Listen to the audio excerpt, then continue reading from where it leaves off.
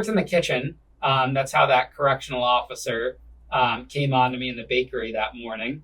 I was one of the bakers, and this guy that was a guard literally came on to me and started like massaging my elbows and my butt while I'm scooping muffin mix. Everyone loves that story. But that's what happened to me. Like I had like 4 months left on my sentence. And they ended up removing him after I reported it, and they put him onto the other yard, the medium down below, and they investigated, but they didn't do anything. They like covered it up or whatever they did. They said there wasn't enough evidence, my word against his. But it happened. Who's going to make that stuff up? Why would you make that up? Exactly. Why would I make that up? I think it's more embarrassing for me than anything, Now I just use that as like a funny story, and it eats people up. When this all takes place, what's your mindset? Because are you 4 months left?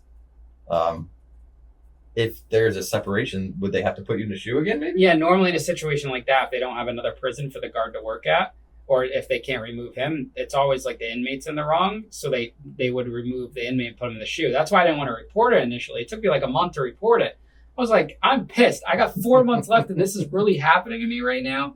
Other guys would be like, oh, I would have hit him, this and that. I'm not hitting him. There's no cameras. They would have said it's his word against mine.